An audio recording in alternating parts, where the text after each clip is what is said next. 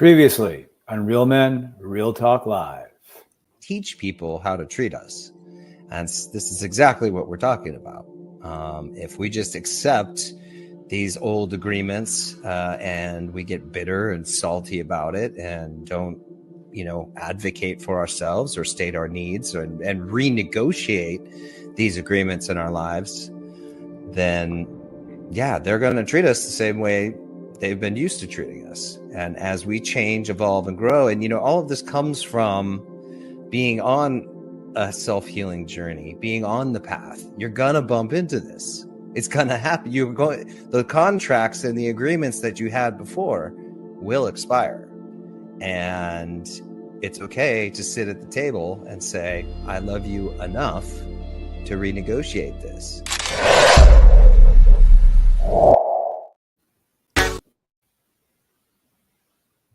How are we showing up for ourselves?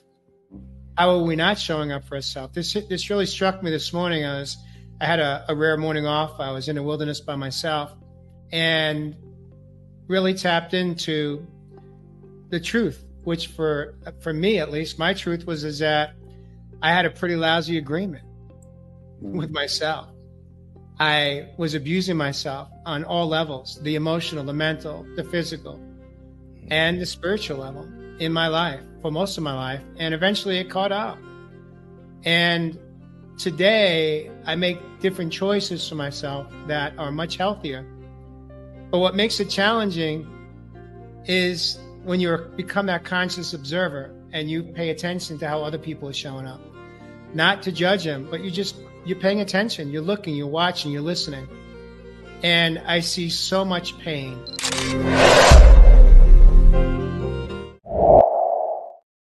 Viewers, my name is Jay Rothman. I am the host of the show.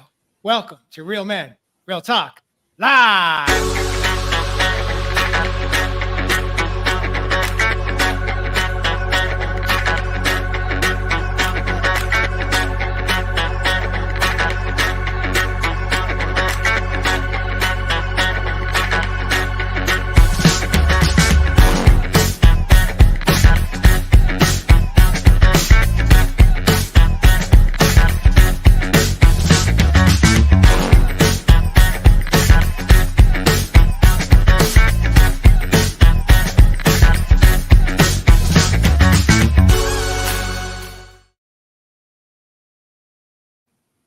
Welcome back this evening in the USA. It is Thursday night. We're here this evening for episode 173. The topic is going to be from grief to relief. Just a quick moment here to introduce my co-hosts. We have Evis coming in from Australia. We have Jay Riddy coming in from SoCal. And of course, we have Jeff Asano back in the studio after a couple of weeks off, coming in from Nashville. It's been some time, maybe 6 or 7 weeks since the Fab Four, all four of us have been in the same studio together. Welcome back, my brothers. How does it feel to be back in the studio with all four of us tonight? It's like riding a bike. It's been too long. Yeah. Really. But you know what? It's one of those things where it's even though, man, Josh, I haven't seen you in a couple of months. Right? We've been missing each other. But it's like I saw you yesterday. Yep. Hearts are connected in this beautiful space. Ready to light them up tonight. Say it, brothers. So for tonight's episode, as we wait for a few moments here for our viewers to join us this evening, viewers, if you should hear something that you like or love or that means a profound new understanding or clarity for you, we invite you to share it out with your friends and family. Perhaps there's someone in your life that is struggling or is not at peace with perhaps a loss in their life, a grieving process of someone has transitioned out of their life, either because they've crossed over to the other side or because you or them have crossed over within this same lifetime, meaning you're deciding to detach from each other on some level. But tonight's episode, I want to invite you, Ev, since you're on the top shelf with me, kick us off, light us up, get us hot, and get us going on tonight's episode 173. Ooh, here we go again, brothers. Going in deep. As always, thank you from the land down under. Excited to be all the brothers back in town. But we're going to go in a little bit deep again tonight. And look, it's one of those topics I don't think, we can talk enough about.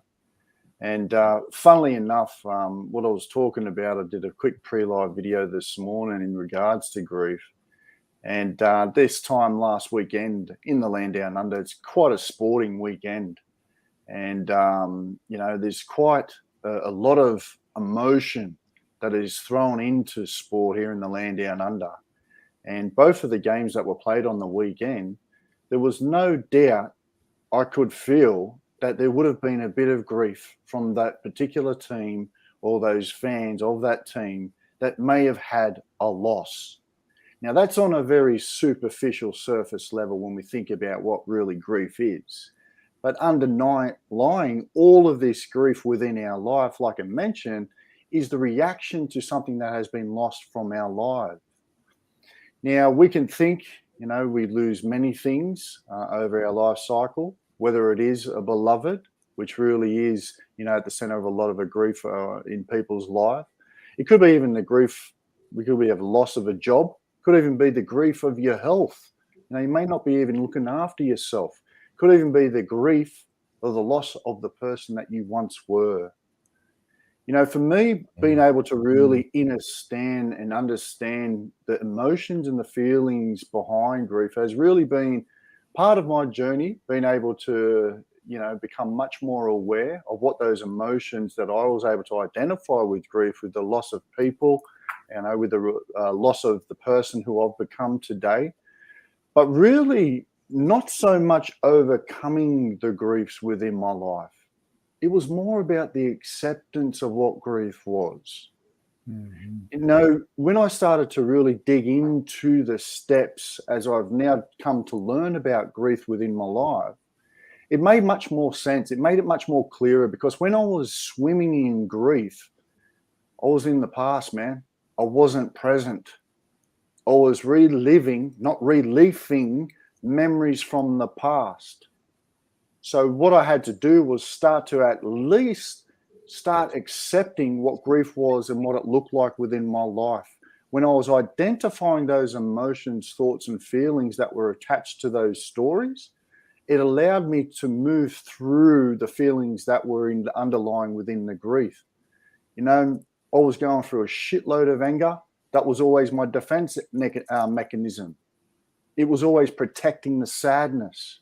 It was always protecting the loneliness underneath the grief. And there was times within my life, man, where I did go into those depressive states and I would naturally isolate myself. So, man, this is a deep subject. And, tonight, I know the brother's going to share a little bit more, particularly about, their personal stories and what may be currently happening within their life. But I ask you, my brothers and sisters, if there's some sort of grief within your life right now, I want you to ask yourself, what have been some of the emotions and feelings that you're feeling currently today that you've also felt within the past? I just want you to sit on that question as I now invite one of our other brothers to come in and talk.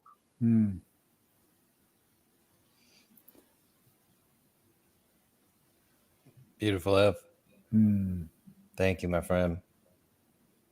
There's several parts in there I want to touch on, but go ahead, Jeff. Well, I've experienced something, just a week and a half ago. A friend of mine passing away, who actually was living in the basement apartment downstairs. And I've never really experienced anything like this. He was here one day and he was gone the next day. And it was a lot of stuff that surrounded it, but it's been, I've lost friends in my life. I've lost, 2 parents who passed away. This was very different on so many levels. It actually has begun to ask myself about life and being and living now. I went through many feelings, and I allowed myself just to feel, and anything that came up. And I would think about things and he would come to mind, and I thought about his life and what I experienced with him and the relationship that we were having. Um, and I still go through it a little bit. There, you know, I reminisce. I've moved through a lot of the initial stages of grief, which is all of the feelings rushing to the surface, and thinking about the relationship. And now as I've moved through it, I think about his life and my experience and the relationship he had. And what I'm really coming to right now is, what is my life right now in this world? I just experienced a person who came to the end of his soul's journey in this lifetime, transitioned into the next part of that soul's journey. And I thought about life and what the life that I'm living right now and what's happening in my life and where am I pigeonholing myself in aspects of my life. And I've realized that I'm 65 years old. He was 73, that you never know. You never know what's next. You never know what's going to happen tomorrow. Like I said, we were out one night at a show on a Saturday night. The next day, he transitions. The next day, he was gone. So you never know what life's going to bring us. The question that has been coming up for me that I'm going to ask everyone out there: do you say no more than you say yes to life? And what are you saying no to? What I've realized through this is now saying yes to life. Living life to the fullest that I can and experience so much more than I've experienced in this life, that raises my resonance and vibration. Asking myself, why isn't that in my life? What would I want in my life? It's really, as opposed to looking at it as death, I'm now choosing to look at life and expanding my life. Beautiful. Beautiful. Beautiful. And what are you saying yes to, Jeff? Or what has shifted? Have you noticed any specifics? What has shifted, what has taught me is that it's more acutely made me define, or got me to define the relationships that I want in my life. Relationships that raise my resonance of vibration. People who are saying yes to life. People who are living life. People who are enjoying life. And really move out there, and it's gotten me to like put all of those old habits, behaviors, rituals, the wounds of the child, like so far behind me now, that it's like, whoa, you know what? One day you're here, one day you're not. There you go. There you go. And just saying yes to things that pop up in my life and looking at opportunities. Yeah, beautiful. Love that. Josh, what are you making of all this from grief to relief? How where are you at in this process in your relationship with let's say a change in a relationship? It could be one where there's a transition. It could be one where they haven't necessarily passed on, but perhaps you're choosing to. It's funny. We picked the topic on Tuesday, and I guess I've been somewhat avoiding the amount of grief that's in my life right now, and it's been present since we picked the topic last night. After thinking about the last 24 hours, I was like, wow, I've got a lot of grief going on. And, you know, my mother's undergoing cancer treatments, and I've had to face the possibility that things are going well, hopefully, but I for the first time faced her mortality and the guilt that comes up with that, the things I didn't do, Jeff, like you were saying, the things I said no to, or didn't go out and see her enough or call her enough, and sitting with that, and sitting with a lot of things. There's another big source of grief in my life. And then also too, I've been changing all of my agreements, and my relationship, also with self. And so, Ev, in your opener, when you talked about death of an old self, that really hit me, man. I think that's what I'm going through right now as well. And so not only do I have, a couple big sources of grief outside of myself, but I think, I don't do things the same. I find myself not able to use the same excuses. And I'm parenting myself more and talking my way out of, unhealthy habits, and being reasonable with myself and listening to myself and standing up for myself. And that's caused a lot of challenges in a lot of different relationships in my life, and sort of grieving all around. I feel like I'm navigating this minefield of grief, whereas so much is shifting right now, that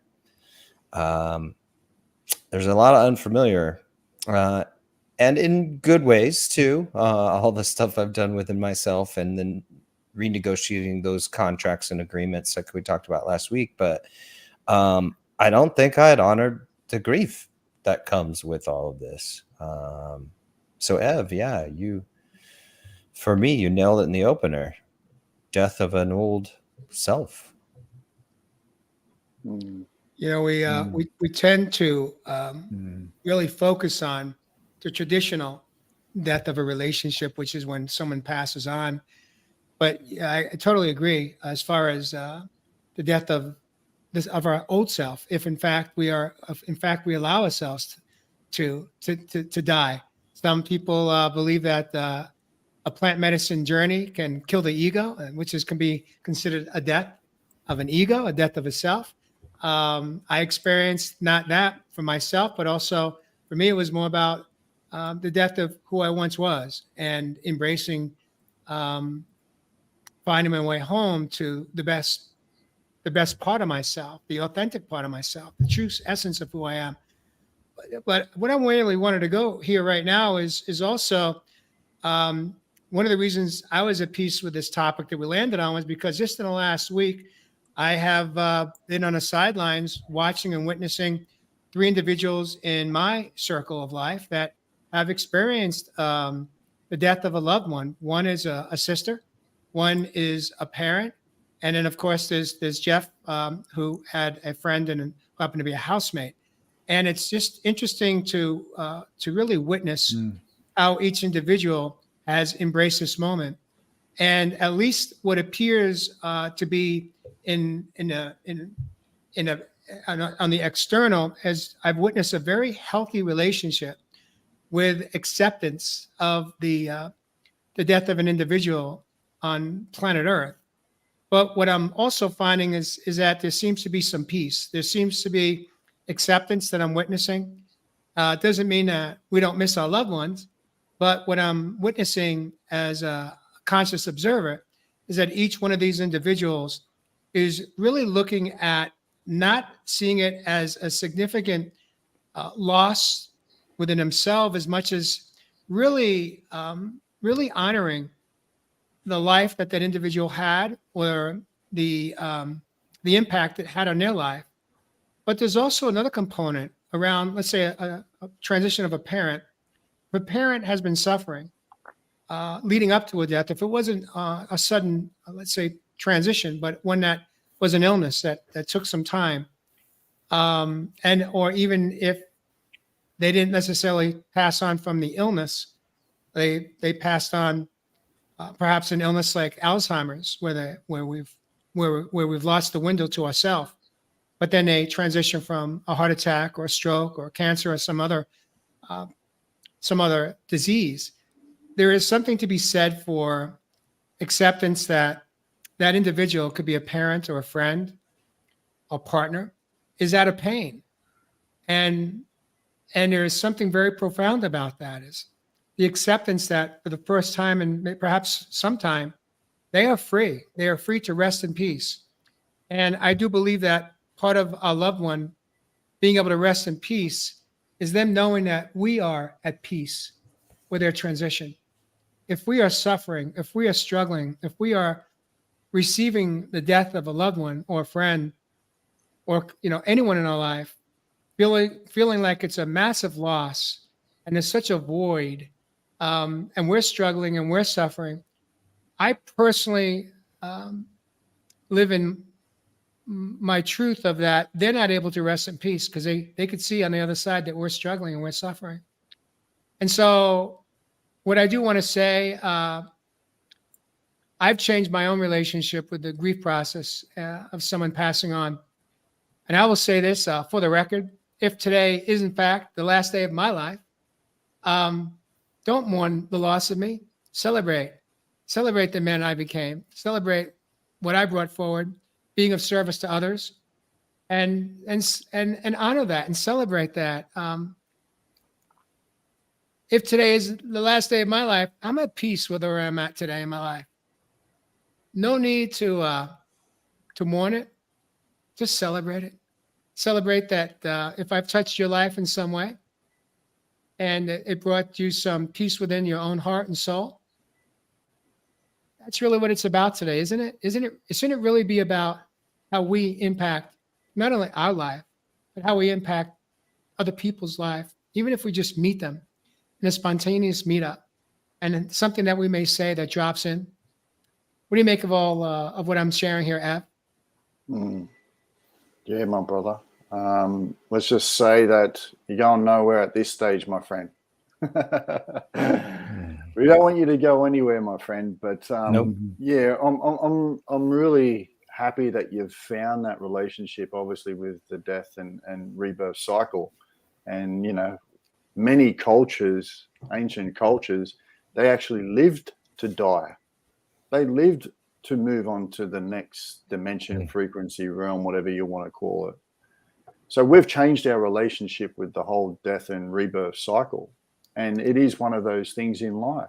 And what you talk about, which is really important, which I started to learn, which a lady by the name of Karen Korbsler or something like that started to coin the steps of, the grieving process, where, one of those last steps, and it wasn't supposed to be in any particular order because we go in and out of these steps. And some people may not even experience all five. But one of those steps that you're talking about most importantly is obviously the acceptance. And the acceptance comes in with the acceptance that, you know what, I am building a new life here. The previous one has now changed. And there's a part of our brain that just doesn't want that to happen. And there's a part of our mind that just does not want that to happen. Now, when I start to talk about the emotional side behind grief, I think it's something that we've all got to really take in and really learn very quickly. Because I say it show after show after show, my brothers and sisters, we are not our emotions. They are our teachers. They help us learn and experience this physical life, but they should not control us. And what I see with a lot of people that can go in the grieving process, they find it hard to come out of. Now, I respect everyone that's going for grief. Like I said, I've been through it many times before. But it is something that we shouldn't swim in forever. Because when we're in it and we haven't been able to accept the grieving process, we actually live our life like it was yesterday. We're not open for the changes that come into this new life and the acceptance that I'm talking about when you're building it.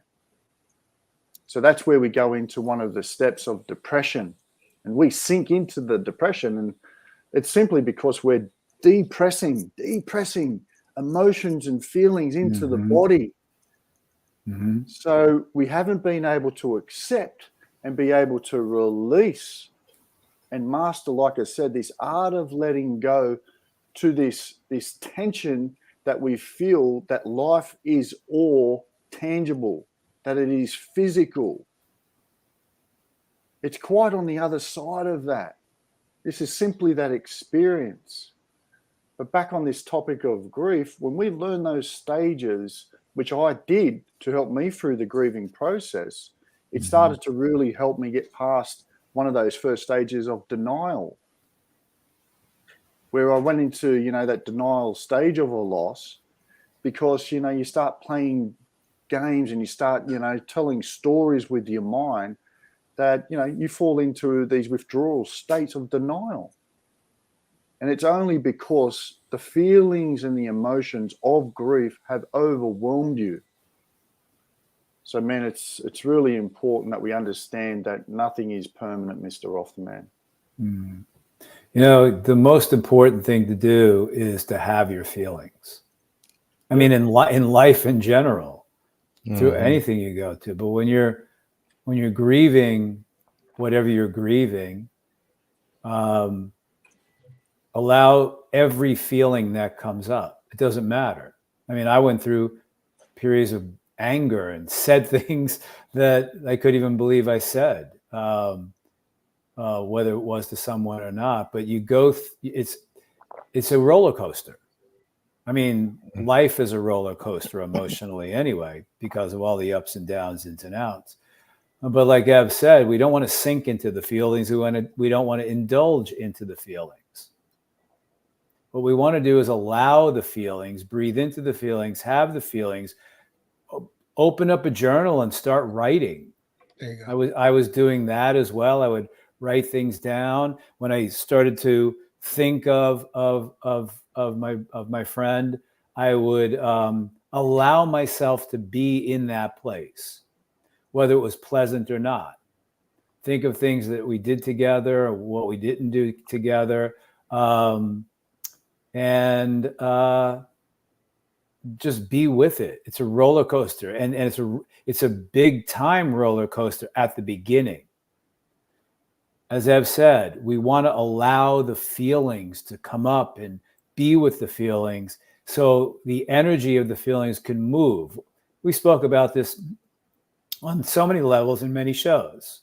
Allow the feelings to move, allow the energy to move. When you're feeling angry, allow yourself to feel that. When you're feeling sad, allow yourself to feel that, breathe through it, but be aware of when you're sinking or indulging into the feelings. And thus, when we're doing that, we're repressing and suppressing the energy of the feelings. Yeah. I want to take a moment here to bring up Abigail Engel. She says, I was being told to get over myself within 6 weeks of my daughter's death.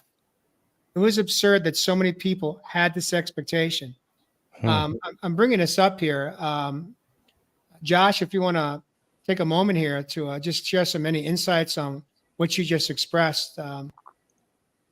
What do you make of this? I mean, it takes as long as it takes, right? Yeah. We can't rush emotions, and we can't rush our process. So to each their own. Right? But also know that statement that people are saying too is not about you and your process. It's about them.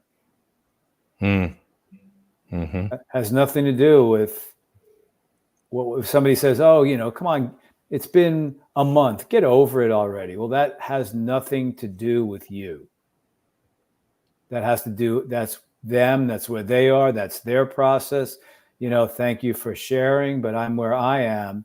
But once again, just be conscious and aware when you're sinking and indulging into the feelings. Yeah. Yeah. What do you make of that?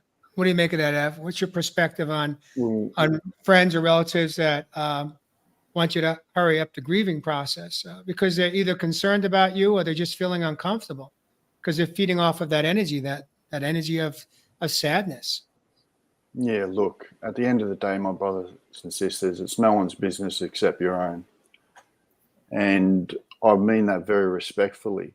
But a lot of people, they like to put their hands in other people's cookie jars. They're happy to jump straight in, when certain things come in. But like Jeff said, man, this is not about you. This is about them. And, all of my work and all of my sharings that I share with my clients and, what I share it on here it really comes back to the emotional well-being or state of being of someone. So when they jump in and they're starting to give you opinions like that, that's all it is. It's just an opinion.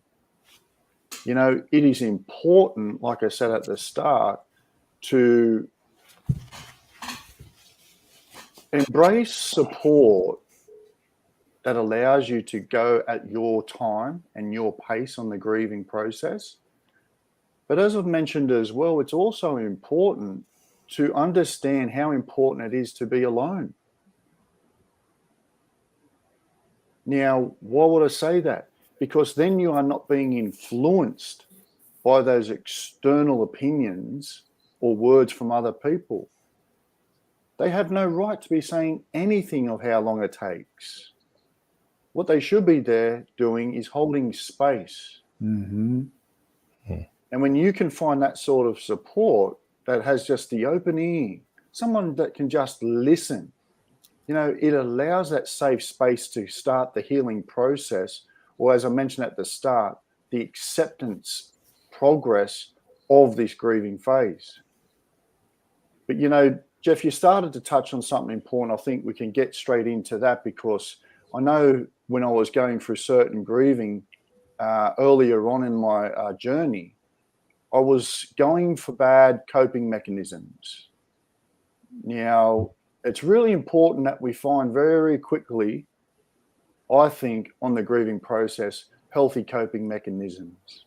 Mine back then were the distractions. It was the alcohols, the drugs. It was anything outside of myself to dim me from feeling those emotions. Mm-hmm. But as Jeff mentioned, when I started to journal and when I started to go into my spirituals, practices, it made more sense of my relationships that I had with grief and loss. So that's when I really opened up to the power of meditation, or Didiri as I call it. And as we always talk about, the power of Mother Nature. You're never alone out there with her. So when you are going through this grieving process, start implementing, you know, as soon as you can after you've felt through some of these emotions, some of these coping strategies and mechanisms that allow you to continue this journey. I think that's key, Ev, because we're going to cope one way or the other. Yeah. We're going to turn up the power of our coping over to the egoic mind, who's going to always be looking for the shortcuts to not feel the pain, to numb out and avoid, let's call it the deeper soulful grieving process. But we have another choice. We show up as our higher self. We allow our higher self, making healthy choices for ourselves, to navigate through those moments, through those thoughts and those feelings of sadness and the emptiness that may come with it. If you've lived together and all of a sudden there's quiet in a space because that individual is not there. Perhaps you were their caretaker if it was an elderly person in your home. And so I love what you just shared, Ev. I think it's so critical to not allow yourself to be taken to that extreme, to where you're now abusing yourself on some level. But instead, you could still honor and go through a grieving process, but somewhat in a healthier way. Because a lot of the time when we feel that significant loss in our life as the adult, I do believe that the part of us that is really in a deep grieving process, it's the child within. It comes back to that one more time, especially if we as children were mentored or taught by our parents a grieving process that may not always be the healthiest way to go. So if we're showing up in a grief the way we were taught, but by our ancestors, by our caretakers that really didn't have the tools, didn't have the knowledge, didn't have the wisdom to embrace, then we're just, they taught us that they are our mirror. And then we're showing up in a very self-sabotaging way. And again, I do believe that that individual that transitioned over to the other side wouldn't want to see us suffer.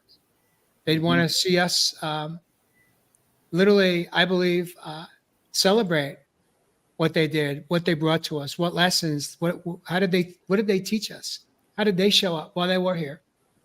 And instead of to go into that dark, deep, dense energy field, get busy, as Eva said. Get busy through extra self-care, listen to music, do the journaling, as Jeff mentioned, do some writing, tap into nature, tap into connecting with other people. And through that process, I believe that we can, in fact, not find ourselves distracting ourselves in ways that are going to harm us, our own emotional, our own mental, our own physical, and our own spiritual well-being. Mm-hmm. Beautiful, Jay. What say you, Josh? Coming in as a student tonight. It's hard. Being present with it. I'm doing what all of you guys are saying, which is just being with it, allowing feelings. But I have a really short fuse. I find myself getting frustrated quickly. I feel low level anxiety, and then just deep sadness. Sometimes I do laps around my kitchen island here in the evening sometimes because I don't know what to do with myself. So, it is an uncomfortable process. It's not going to kill you. You don't have to numb. I'm not leaning on any old tools like those ones that were my favorites. So just allowing it to be, but it's also okay that it's uncomfortable. And, you don't have to change it, but you also don't have to love it either. I mean, I love myself through the process, but the feelings are a lot sometimes. Yeah. That's where I'm at. They are. I found myself at times getting angry at my friend for dying. Like, what? And on so many levels. Stuff was coming up inside of me the last week or so, which was great, of a lot of unsaid things about the relationship, and I said them. A lot of feelings about the relationship that I had never experienced. But I realized there's an old saying, death is for the living. What does that mean for you, Jeff? It's what we experience. The person who passes away, who has just come to the end of his soul's journey in this lifetime, you live your soul's journey, it's in your soul plan, and it's up, it's done, it's over. And whatever they've learned in this lifetime, they transition, they move into the astral, they hang out in the astral for a while, and then see what's up. And if that soul moves on to the next phase, that's really what's happening. Okay. And now it's for us, the living, that goes through the 3D human experience of it, which triggers stuff inside of us, because this triggered a lot of stuff that was there about it. And I went, oh wow, this is triggering me right now. He's moved on. That soul's moved on. It is floating out there and on a path that it's on right now, and we're here experiencing what we're experiencing based upon that person's transition, in my case. So it's what the living is experiencing through the passing of another. Yeah, I get it. I just want to take a moment here. Oh, go ahead, Josh. I'm curious, Jeff, did you have any loose ends or unsaids or unspoken things or And what do you do with those? Because Yes. you can't go back. The answer is yes, yes, and yes again. The interesting part of this, and this is not really about it's kind of the grieving. There was, I've known him for, I know him for a long time, and he was living. He came to Nashville, and he was somewhat on hard times, and he lived with me in my house here for 3 months, and then the apartment became available downstairs, and he was living down there. And I've realized a karmic connection, past lives connections with this person that brought up my caretaking stuff and how I felt that I needed to take care of him. And that's my stuff. Once again, it's my stuff. So what I realized that what was happening is I would ask him I turned him on to so much in my life, because my life, I do a lot of things, and he was in the same field. He's a photographer, videographer. So I would introduce him to people all the time, and always asking him to go places with me. So I would open up Nashville to him, open up the world to him. And I would do that for anybody. But I realized that more than anybody in my life who I've helped, and I've helped a lot of people, I've helped him so much just because of this karmic connection, or this past life connection of whatever the lesson is. And then a couple of things happened where he went places and told me about it. I go, wow, I wonder why he didn't ask me, if that didn't interest me. And that triggered something inside of me, and it bothered me. And then I realized, you know what, I need to redefine the relationship. I need to put some cards on the table, speak my truth to him, talk to him about it. I love him. He's a great guy. We're friends. We're going to have this relationship. But, you get to those points in relationships where there's shifts and changes, and you're wondering. And instead of being passive aggressive about it, I said, you know what, I'm going to have to speak to him this week and just, lovingly say, hey, dude, this is where I am. This is what's coming up for me. What is this relationship we're having, and all that good stuff. Well, I never got that chance because he passed away. And I had to do that on my own. I had to move through that on my own. And then you go, okay, what's the gift and what's the lesson here? What am I here to learn through this? So I couldn't have that conversation with him, and I don't look at that as a loose end, but I could look at what my behavior was in the relationship, that I can go, okay, what was that? What was I doing? Was there a balance of giving and receiving here? Like I said, I realized this karmic connection with him, which is definitely a past life connection, that I needed to take care of him. I don't even know where that came from, but I've been processing that as well. And then asking myself, okay, as I was doing that with no attachment, there was absolutely no attachment to me doing that, because, when I moved to Nashville, I did it all on my own. I was out meeting people on my own. How wonderful would it have been if I had somebody opening doors for me. So I was just passing that on to him, of opening a lot of doors. And then some things came up, and I went, okay, it's time to have a conversation. And I chose to look at, okay, what is it within me and my relationship to myself? What was this relationship? What do I realize? And one of the things that came up was the balance of giving and receiving in relationships. I think every relationship is here to be lessons for us. Every relationship we have, whether they transition in a way where there's a pivot, we are changing, we go through seasons, whether we're here or we have an unexpected death of a relationship.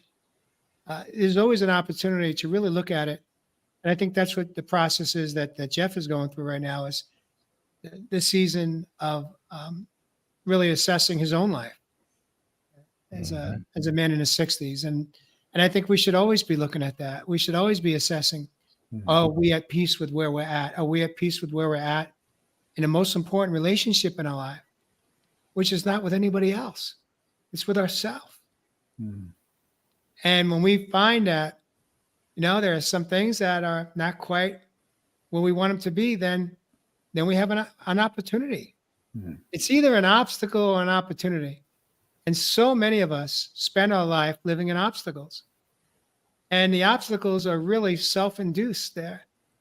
It's the mindset. It's our mindset.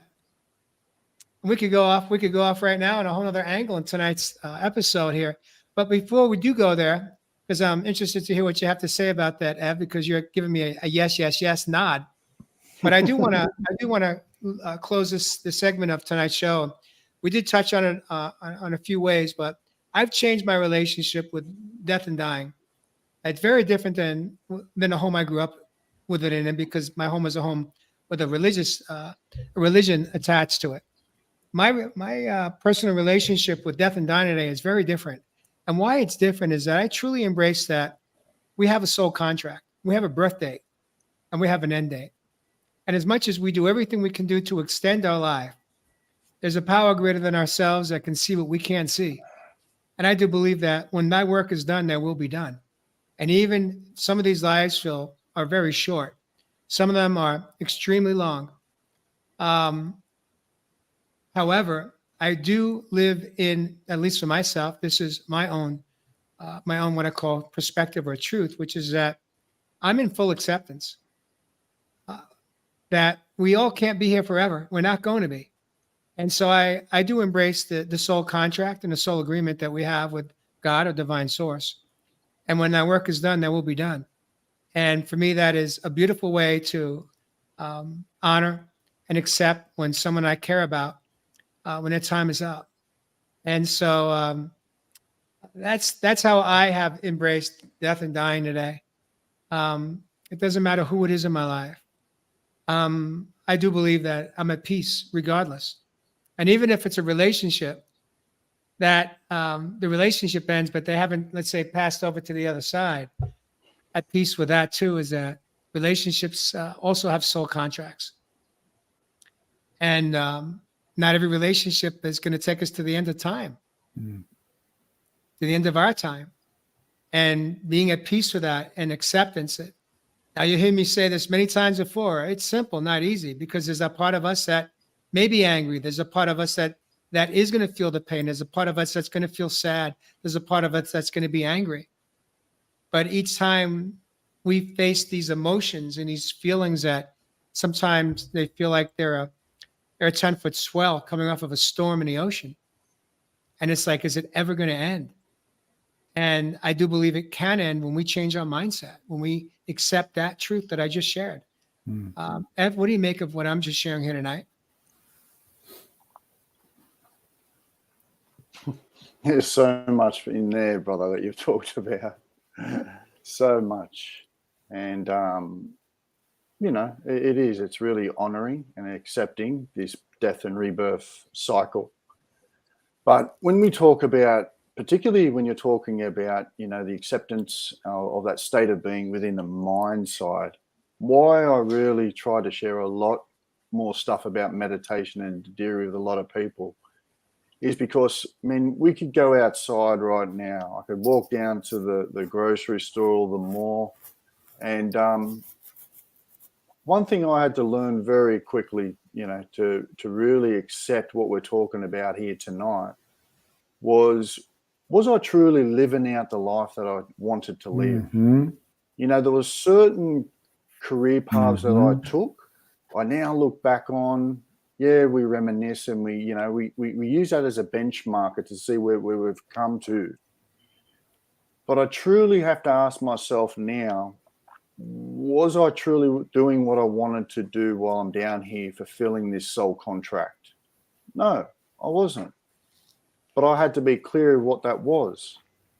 And now I look back, these were just stepping stones. But what I'm getting at here, my brothers and sisters, is that we go through life and we may be alive. But my question is, my brothers, to you and sisters, are you actually living? I'll say it again. There's many people out here that are alive, but they're not living. So what is death? What is living? What is life? What it's really trying to say to us is that once we create this connection and accept life for what it is, it allows us to move in an angle or a direction that we want to fulfill within this soul contract or soul purpose. Mm-hmm. Because I see it day after day, many people dragging their asses around. They hate their life. They hate themselves. To me, that's not living. That's death right there. Mm-hmm. Yep. Yeah. Yeah, that's the biggest thing that I've learned through this is, how quickly can it change and end, and am I letting my wounded child run my life? Mm-hmm. Boom. There you go. Am I living through that wounding? One of the things that has happened with this is that I'm opening my heart, and one of the things I've done is I've written 4 or 5 pages of the new life that I am living. Nice. And really living it to the fullest, and then looking back, wow, how did I this is the gift that this gentleman has given me is life. Boom. Simply, it's life. I'm here. Am I going to let my wounded child run my life?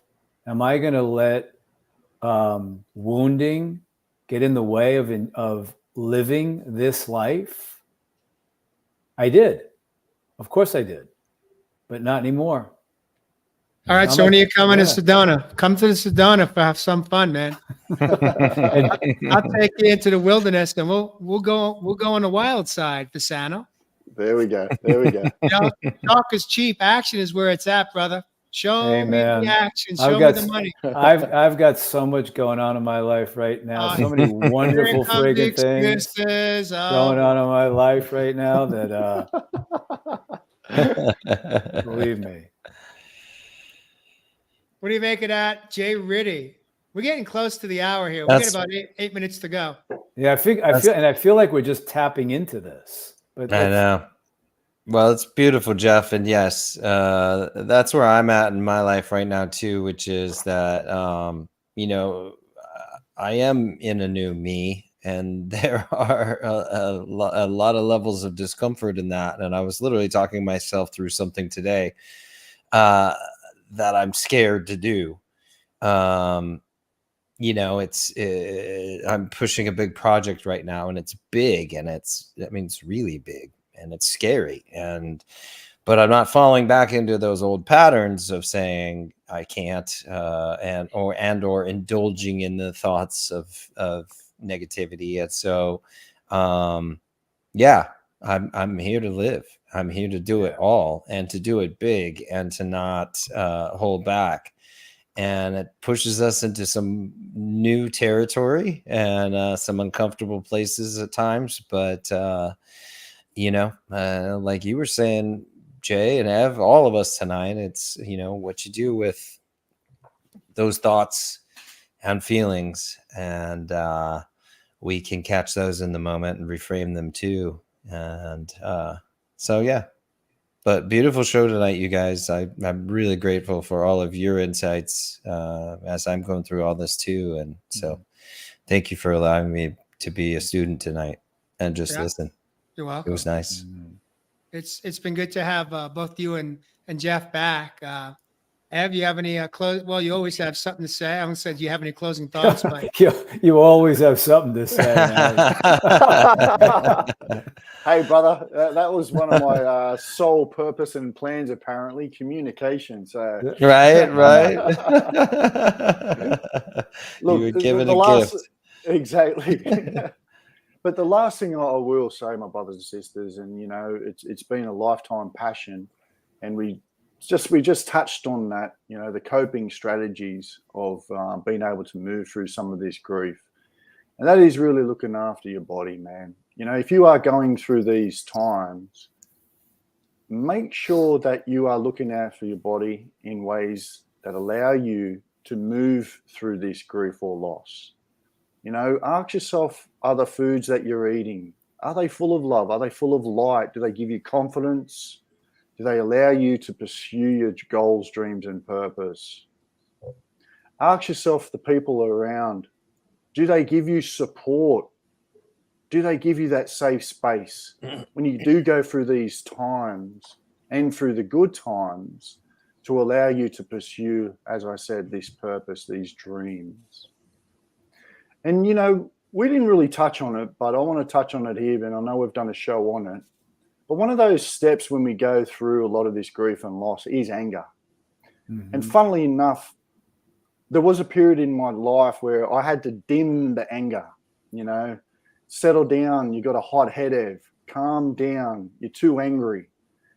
And that really shot me back into my shell as well. But when we understand the movement and the energy of this emotion of anger, it is truly one of the first steps through grief that allows you to first initially be able to express with confidence and clarity your emotions. You know, many people treat anger like it's a bad thing. As long as you're not hurting yourself or those people around you, it allows you to move through things like grief and loss. So if you need to move, go out on country, go out in nature, move your body. Man, if you have to hit a bag, punch into that bag, shake this body and look after it. Because as we keep going through a lot of this purging on this planet, my brothers and sisters, you are going to experience many deaths. So allow yourself to feel through all of these emotions, but don't become them. And on that note, my brothers and sisters, stay lit out there. Beautiful. Beautiful. Beautiful. Jeff, you got a minute here. Is there anything you want to add to your closing thoughts? Well, one of the things that I did, and I realized like the first couple of days, I hadn't moved. I hadn't gone for a swim. I hadn't hiked. And I could feel all the feelings, and I could feel the energy getting stuck within me. And that happens. And I said, I need to get out. I need to get out and move and do whatever I need to start to just move. And the first thing that I said is, you know what? I need to be out in nature. I need to go hike, and I need to have a brisk hike so I can move the energy. And as I was moving, there was, that not a lot of people around. So I would just breathe with sound and move and just close my eyes, be with all the feelings, because when we start to move, the energy starts to move. That's what exercise is all about. It's about moving energy. And we move that energy, and then it just became, it becomes easier to move the energy of the feelings, to have your feelings, as opposed to sitting on one's couch having the feelings. So go out and move, but don't use it as a way to deflect what's happening. Utilize it as a way to process what's happening and have your feelings and move the energy. So what I did is I went and I felt that I was processing more of what was transpiring as I was moving than if I sat on my couch to think about processing what was happening. Mm-hmm. Beautiful. Beautiful. I want to put a pretty bow on the show and share my closing thoughts is that